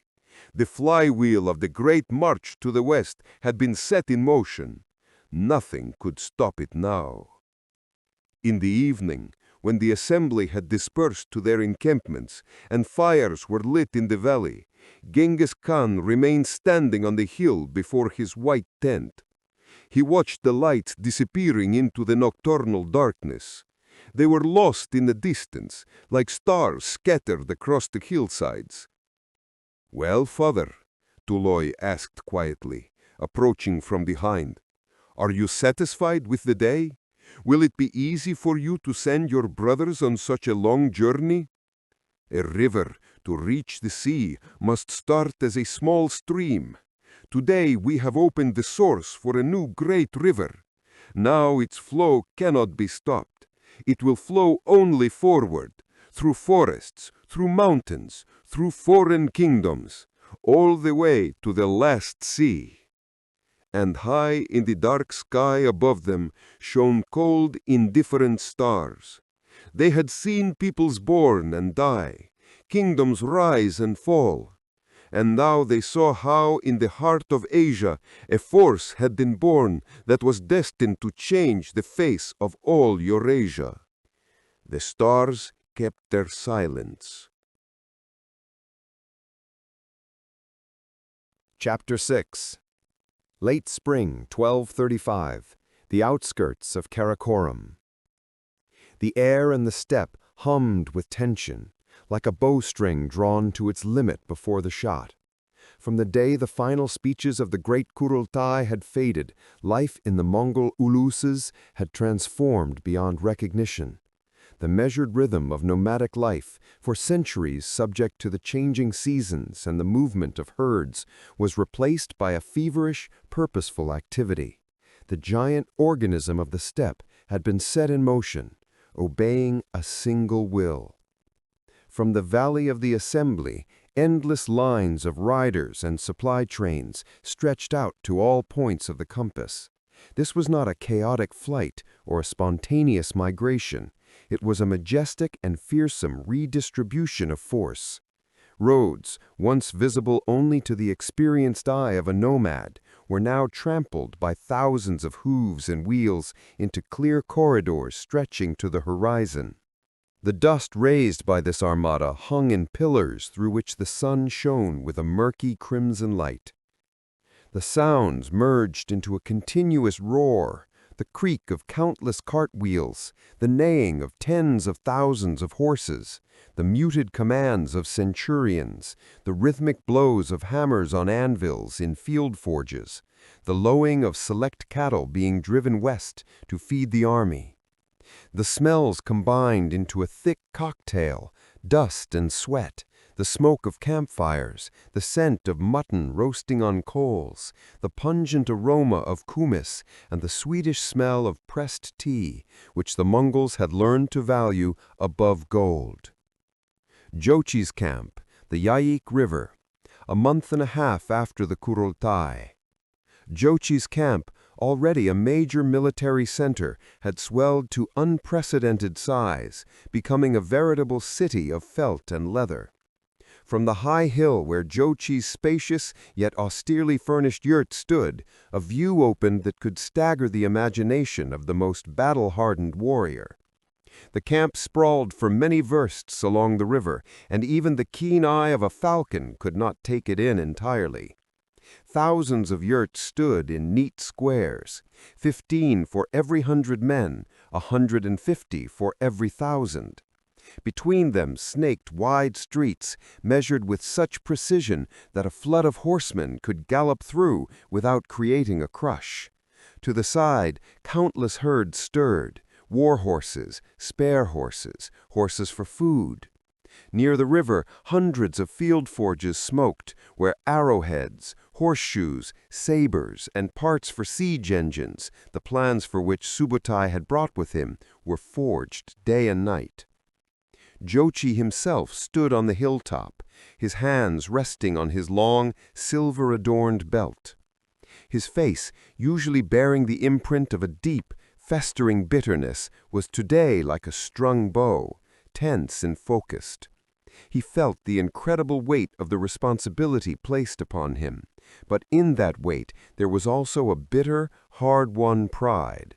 Finally, he, the eldest yet perpetually estranged son, had been entrusted not merely with a frontier ulus, but with the greatest undertaking in his people's history. Subutai Bagatur rode up to the hill, not dismounting until the last moment. His short, stocky figure, clad in a worn but sturdy robe, seemed the embodiment of unshakable confidence. Dismounting with the agility of a young man, he bounded easily up the hill and stood beside Jochi. His eagle-eyed gaze swept with cold satisfaction over the seething life below, the perfect military machine he had helped create. "Well, nephew, do you feel the earth moving beneath your feet? Do you feel the steppe beginning its journey?" "I feel it, uncle. I feel it's time to stop being merely a guardian at the gate and become the one who throws that gate wide open." "You feel correctly," Subutai nodded, and wrinkles like claw marks gathered at the corners of his eyes. "But one should not open it with an axe, smashing everything in one's path. One must open it with a lockpick, finding the weak spot. Our strength is not in butting our heads against a stone wall. Our strength is in finding the crack through which we can slip a blade and with one strike pierce the heart of the enemy hiding behind it." He unrolled a leather map cord he had brought, on which knots, notches, and burned symbols depicted the entire Western oikumene, all the way to the unknown last seas. The first blow, his garnered, scarred finger stabbed at an area south of the Bulgar domains, must be like that of a falcon diving on its prey from out of the sun. We will not waste strength on their border fortresses. We will pass to the south, through the steppes of the Kipchak Kumans, pretending our path leads to long-conquered Khwarezm. We will pay them tribute in silver and promises, buying our right of passage, and then, his finger jerked sharply, almost fiercely northward, to the Middle Volga, where the flourishing Great Bulgar stood. Then we will wheel around and fall upon their capital from the side they least expect. While their main army languishes in anticipation at the border, we will be in their rear, and then their walls will not save them. Jochi studied the proposed route carefully. The plan was audacious to the point of madness, but its genius lay precisely in that audacity. It demanded superhuman endurance from the troops and supernatural accuracy from the scouts. "And if the Kipchaks resist? If they decide to fight?" "Then we will crush them on the way," Subutai replied without a trace of doubt or cruelty. "But they are not stupid. They have already heard of Khwarezm. They know our strength. I think their Khans will prefer to take the silver and let the wolf into someone else's garden, hoping it will sate itself there. They will become our first, easiest prize and an object lesson for all those who stand further in our path." As if to confirm his words, down below, at the fords across the Yayik, one such instructional scene was unfolding. Mongol scouts were leading a group of Kipchak riders, not prisoners, but envoys from the most influential Khans of the wild field, to the camp. Dismounted, they looked with unconcealed fear and obsequiousness upon the disciplined sea of warriors, the perfect order of the camp, the mountains of supplies. They saw not a wild, disorganized horde, as rumors suggested, but a well-oiled, mighty war machine. And this sight was more eloquent than thousands of angry speeches. At the same time, Ogedei's camp, the central steppe. While Jochi and Subutai honed the battle blade, Ogedei was performing his no less crucial part of the work. His camp had turned into a giant, bustling logistics hub, the heart of the future war's economy. Here, like blood through arteries, resources flowed from across the empire. Across the steppe moved caravans stretching for dozens of versts, camels laden with sacks of grain from recently conquered northern Chinese provinces, carts loaded with bricks of pressed tea, the green gold that sustained the warriors on long marches, wagons with dried fish from Lake Baikal and salted fish from the shores of distant seas. Huge herds, not of pedigree steeds, but of hardy steppe ponies, intended solely for food. Supply trains with sheepskins, felt, ready-made clothing and footwear. Ogedei, despite his portly and genial exterior, displayed an iron will. Personally, surrounded by a whole staff of scribes and translators, Chinese, Uyghurs, Persians. He checked endless lists, verified accounts, and received reports. His mind, sharp and practical, saw not individual items, but giant flows. "This will suffice for the first 6 months of the journey," he said, addressing his chief quartermaster, the Uyghur Mahmud, a man with the face of a scholar and the hands of an accountant. "But the campaign my father envisions will last for years. We need not a one-time delivery, but a continuous flow, like water in a river." He outlined his plan, born from his conversations with Yelu Chuchai.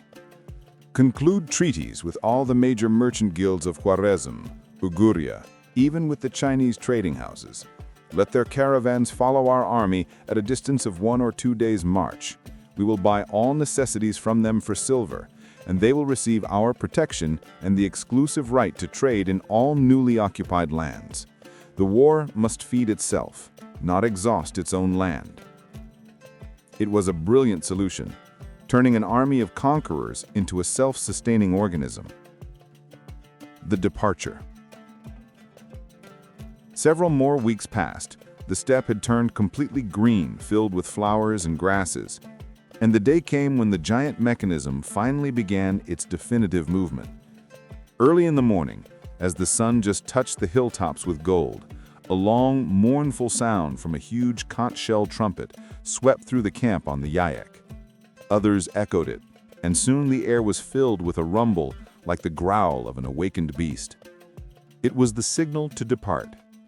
There were no loud speeches, no farewell feasts. There was only clear, well-practiced work. Tumen by tumen, at intervals calculated to the minute, warriors mounted their horses, supply trains began to move. They formed into long, stretched-out columns and began moving west, first at a walk, then at a trot. Jochi and Subutai led the vanguard. Riding past the warriors forming into ranks, they saw their faces, focused, stern, but without a trace of fear. These were not militiamen, but professionals, the best soldiers in the world, who knew their craft. The great march to the west had begun. The steppe, like a slow but inexorable advancing wave, had started to move, destined to change history forever. Hundreds of thousands of hooves, thousands of wheels rustled across the land, and this roar was audible for many thirsts. The roar of a great migration of peoples, the roar of an empire being born. And high in the sky, circling in the rising air currents, a lone eagle soared. It looked down upon this movement, and, it seemed, watched them with its keen gaze into the unknown. Chapter 7. Summer, 1236. The Steppes of the Kipchaks. The great Mongol army moved west like a slow but inexorable lava flow. The vanguard, under the personal command of Jochi and Subutai, advanced confidently due south, creating a carefully crafted illusion of movement toward the long-conquered Khwarezm. The columns stretched for dozens of versts, raising clouds of dust visible several days' journey away. Discipline was absolute. The warriors moved in tomb-like silence, conserving their horses' strength, exchanging only occasional clipped phrases. The supply trains gathered by Ogedei followed the combat units in strict order.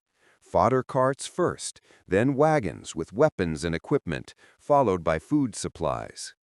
Each morning began with the signal of a drum, a breakfast of dried meat and ayran, and a quick equipment check. Centurions inspected their units, checking every girth, every quiver of arrows.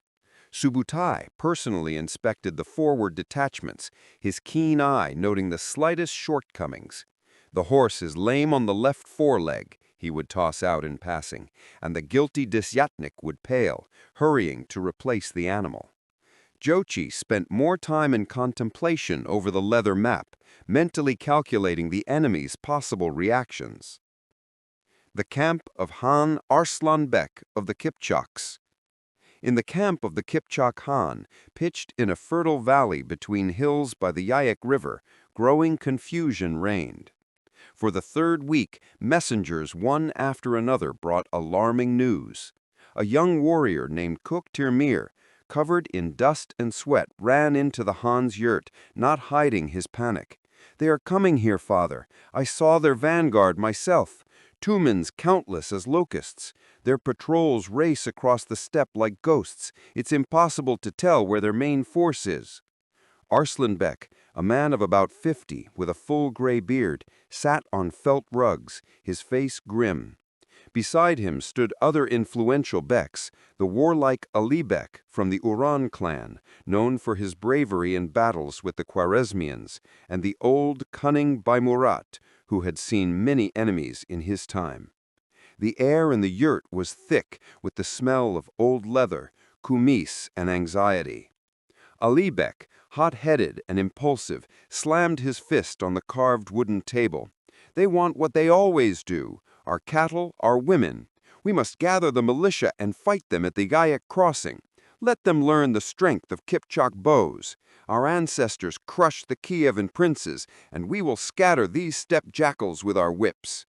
"And sacrifice all our warriors?" objected Baimurat, slowly turning a silver dagger in his hands. "We have heard what happened to Khwarezm.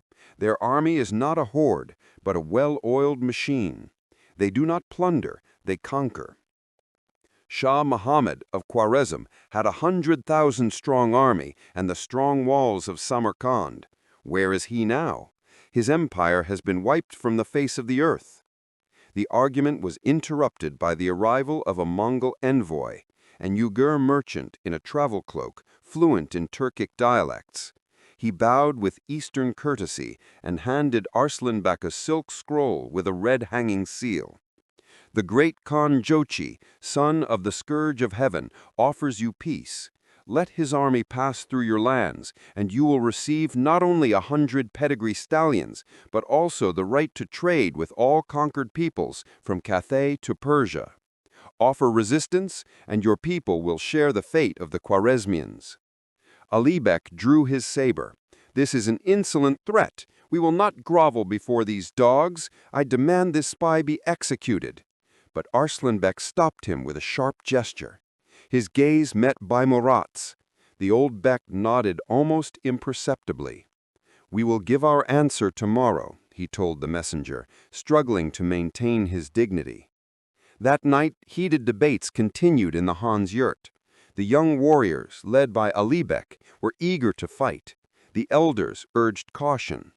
Outside the yurt, anxious voices could be heard. The news of the Mongols' approach had spread throughout the camp. By morning, Arslanbek had made a difficult but necessary decision. "We will let them pass," he announced to the assembly, looking at the floor. "But let our best warriors watch their every step, and may Allah punish us for this weakness." Meanwhile, Vladimir, Prince Yuri's chambers. In Vladimir, the alarming news arrived much later. Prince Yuri Vseveldovich was feasting with his boyars after a successful aurochs hunt when a messenger from Ryazan, covered in road grime, brought news of the Mongol movement. "Some new steppe people are moving against the Bulgars?" Yuri waved him off, lazily pushing the scroll away. "Let them sort out their own problems. It's not the first time they've had to repel raids." His voivode, Semyon, an experienced and cautious man, smiled thinly. "Perhaps we should send a druzhina to aid them.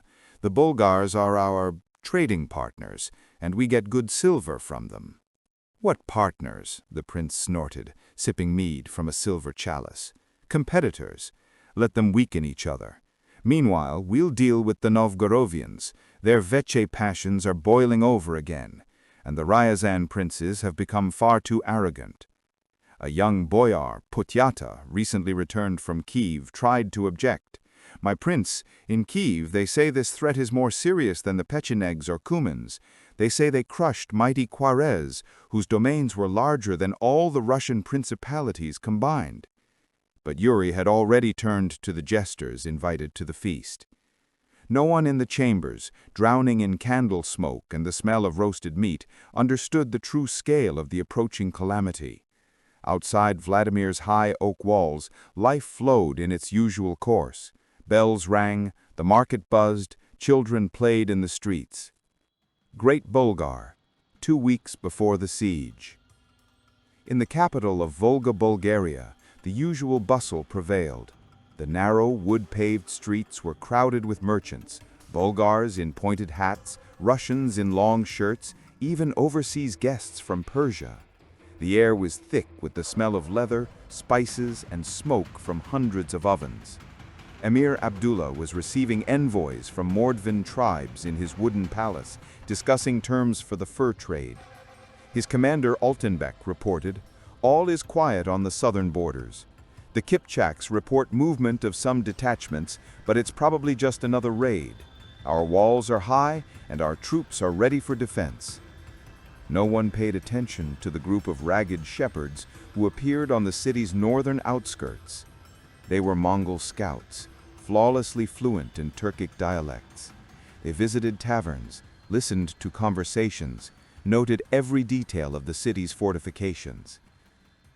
The decisive maneuver. 2 weeks after passing through the Kipchak lines, the Mongol army executed a swift turn. At a signal relayed by a chain of lit torches on burial mounds, the entire mass of troops wheeled strictly north. Now they moved with incredible speed, 60 to 70 versts a day, changing horses at specially prepared stations. Subutai personally led the forward detachments.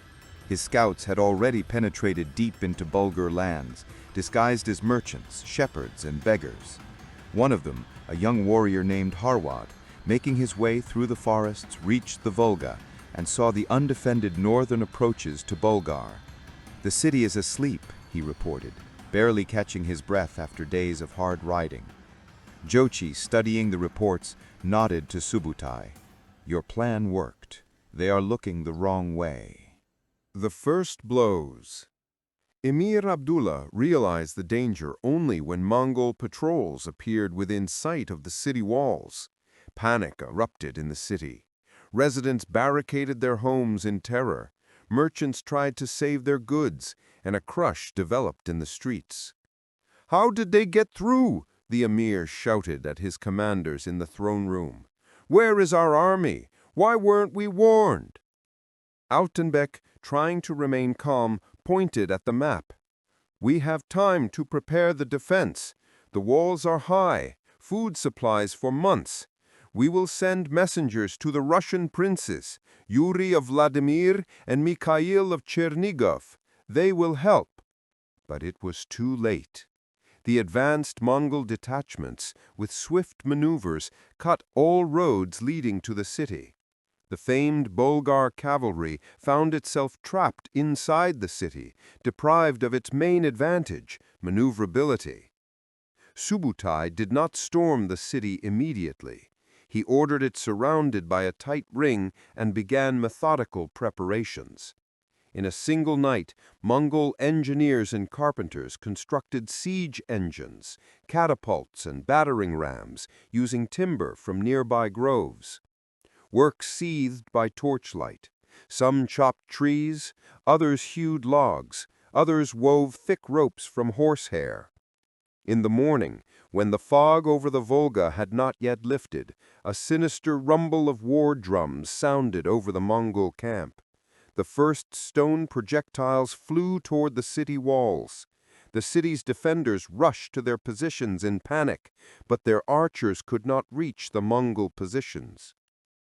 At the same time, a captive was brought to Jochi's camp, a Russian merchant from Suzdal named Gavrila, who had tried to flee the besieged city by boat on the Volga. Trembling with fear, the merchant stood before the son of Genghis Khan, unable to raise his eyes.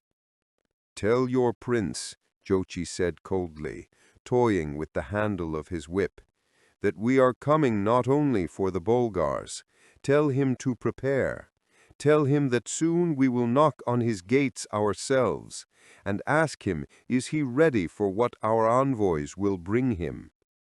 The merchant, pale as a sheet, merely nodded, unable to utter a word. He understood he had witnessed the beginning of the end of the old world as he knew it. The Mongol war machine, having passed its first test, was gaining momentum. Ahead lay the forests and rivers of northeastern Rus, but the first and most important lesson had been delivered. Nothing could withstand the iron will and precise calculation of the steppe conquerors.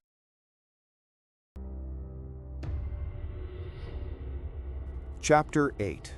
Dawn, October 15, 1236. Eastern approaches to Great Bulgar. The first ray of sunlight, piercing the autumn fog over the Volga, illuminated a ghastly scene. The wooden walls of the once mighty city were a spectacle of destruction. Over 3 weeks of siege, the Mongol siege engines had done their work methodically and ruthlessly. Deep cracks gaped in the oak logs. In some sections, the palisade hung at unnatural angles, and before the main gates, a pile of stones testified to the accuracy of the Chinese catapults. Subutai Bagatur was making the rounds of the forward positions on his short but incredibly hardy Mongol horse. He was accompanied by a dozen nukers from his personal guard, veterans who had taken part in the Khwarezm campaign. The old commander's face remained impassive, but his eyes, narrow and piercing, noted every detail. The angle of a newly erected catapult, the depth of a freshly dug trench, the tired but calm faces of warriors changing the night watch. Stopping by a group of Chinese engineers fussing around a huge trebuchet, Subutai pointed his carved baton at a particularly damaged section of the wall near the eastern gate. By the dawn of the day after tomorrow, there must be a breach here wide enough for 5 horsemen abreast, no half measures. The chief engineer, Li Wei, in his blue robe stained with clay and soot, bowed his head respectfully. "It will be done, Bagatur. But the soil here is sandy and unstable. We will need additional logs, the thickest ones, to reinforce the tunnels. Take them from Ogaday's supply train that arrived yesterday. Whatever you need." Without another word, he turned his horse and headed towards the command post, located on a high hill overlooking the entire city. Jochi's camp, the morning of decision. An atmosphere of concentrated silence reigned in Jochi's spacious campaign yurt. The eldest son of Genghis Khan sat at a low table on which a detailed leather map was spread. An oiled lamp burned nearby, its light picking out scrolls with scouts' reports from the semi-darkness. Jochi's face, usually bearing the imprint of a deep, hidden bitterness, was now tense and focused. He studied the fresh ink marks on the map. Ryazan Drujinas are gathering at the Oka River crossings. Prince Yuri of Vladimir has sent messengers to Chernigov, to Mikhail. Novgorod merchants are hastily curtailing trade with the Bulgars, moving down the Volga. When Subutai entered the yurt quietly, Jochi did not immediately look up. "Well, old wolf, is the city still holding?" he asked, finally looking up from the map. "It's holding on by sheer stubbornness and fear," Subutai replied, brushing woad dust from the sleeves of his quilted robe. "But the walls are about to collapse. If we go for a direct assault, we'll lose 300 of our best warriors. But if I take the gates my way, no more than 30. Jochi slowly set aside the well-read scroll. His face lit up with a rare, almost imperceptible smile. "Father always said a bowstring must be tight, but the arrow must be released at the right time before the target is gone. Prepare your trick. It's time to end this performance." The night before the assault, a city in despair. In the chambers of Emir Abdullah, in the very heart of Great Bulgar, chaos reigned, seasoned with fear. The air was thick with the smell of fear, sweat, and the smoke from candles smoldering in candelabras. The ruler himself, usually so majestic, paced the throne room in a torn brocade robe, his portly body drenched in sweat. "Where are the Pochep archers?" he shouted at his courtiers, his voice breaking into a falsetto. "They swore an oath to be here a week ago, 1,000 of their best marksmen." By the carved, ornate window facing north stood the old commander Altenbeck, motionless. His gray beard contrasted with his pale, gaunt face. "They intercepted all our messengers, my lord," he said quietly but clearly, not taking his eyes off the countless lights of the Mongol camp stretching to the horizon. "The Russian princes don't even know we are still holding out. They think we have already fallen." At that very moment, near the northern, least fortified gate of the city, 3 ragged defectors, Mongol saboteurs, flawlessly fluent in Turkic dialects and having studied Bulgar customs down to the smallest detail, gave a prearranged signal with rotating torches. A shadow flickering on the wall was noticed by a sentry, but it was too late. The main blow, as planned, fell upon the eastern gates. With the first rays of the sun, the Chinese catapults resumed their methodical bombardment. The resonant blows of stones against wood merged into a continuous roar. But the real storm broke in the north. There, where the saboteurs had silently eliminated the sentries and lowered the massive oak drawbridge, an avalanche of Mongol cavalry poured into the city. An archer named Harvad from the forward reconnaissance unit would tell his grandchildren by the campfire many years later, "We entered the city like shadows born of the night itself. Those who tried to resist with weapons in hand, a dagger to the throat, quick and silent. The rest, the terrified townsfolk and straggling soldiers, we drove before us, creating a living wall of panic that cleared our path." By noon, when the sun was high, the Mongols already controlled a third of the city. On the central square, paved with rough stone, a fierce battle erupted. The emir's personal druzhina, composed of elite warriors, clashed in a desperate melee with the hardened veterans of Subutai's personal guard.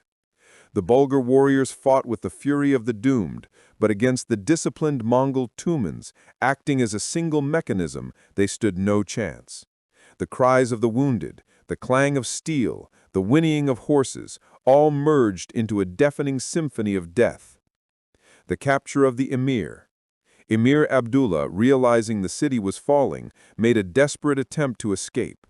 Disguised in the clothes of a simple fisherman, he tried to flee on a reserve boat hidden at a half-ruined pier with a handful of loyal bodyguards. But the vigilance of the Mongol patrols knew no rest. The boat was intercepted right at the mouth of a small channel flowing into the Volga. He was brought before Jochi, wet, smeared with mud, and trembling with humiliation, who was observing the final stage of the battle from a high hill. The city was burning in several places, black smoke drifting over the water. "Your steadfastness and the courage of your warriors deserve respect," said Jochi, his voice cold and calm. He looked at the defeated ruler without malice, but also without pity. "But your pride and unwillingness to acknowledge the inevitable will cost your people dearly. They will pay for it with a tithe of adult men for our army and half of all your livestock." The Ryazan border. First clashes. Before the black smoke over the fallen Bulgar had even dissipated, advanced Mongol reconnaissance detachments under the command of the young and ambitious Noyon Borakhul were already crossing the freezing border of the Ryazan Principality. A local voivode named Gleb, a brave man but inexperienced in large-scale warfare, tried to organize a defense at a familiar ford across the Pronya River. His druzhina, numbering about 200 men, was instantly overwhelmed and scattered by a 1,000-strong Mongol detachment. The battle resembled a slaughter more than a fight. A surviving druzhinik who reached Ryazan later reported with trembling hands in the prince's court, They don't shout. They don't curse like our men or the Cumans. They slash in silence, shoot from those terrible bows of theirs in silence. Their faces are like stone, their eyes empty, like iron demons, not men." Genghis Khan's headquarters. Thousands of versts to the east in Karakorum, Genghis Khan was listening to a detailed report from Yellow Chusai in his spacious, dimly lit yurt. The Chinese advisor, standing with his head respectfully bowed, read from a neat scroll. Total losses during the capture of the city: 47 killed, 112 wounded. Most will return to duty. Preliminary spoils are estimated at 200,000 head of sheep, 50,000 horses, as well as warehouses of grain and flour, sufficient to feed 3 tumens for 3 winter months. The old Hagan, his face remaining inscrutable, slowly walked across the soft carpet of wolf pelts. He stopped by a large brazier, warming his hands over the heat. "Write to Jochi," he said, after a long pause. "I command, for the winter, do not advance deep into the forests. Consolidate the achieved positions, strengthen the conquests, let the troops rest. In the spring, move further, to the last sea." Outside the yurt, the wind howled, raising the first winter blizzard. The steppe was growing still, preparing for the cold. But the iron will of the Mongols, united by a single purpose, was stronger than any frost. Camp on the snowy bank of the Volga. Late that same evening, Subutai Bahatur gathered the commanders of the main tumens by his campfire. The young and fervent Noyon Borokhul, buoyed by the successful skirmish on the Ryazan border, was eager to press forward. "Why have we stopped? Ryazan is already cracking at the seams. One more blow and their prince will be begging for mercy."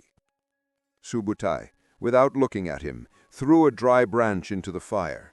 The flames flared up brighter for a moment, illuminating his weathered, scarred face. "Remember, youngster, a horse must rest between gallops, or it will drop dead before reaching the finish line. Let these forest princes spend the winter in fear and uncertainty. Let rumors do half our work for us.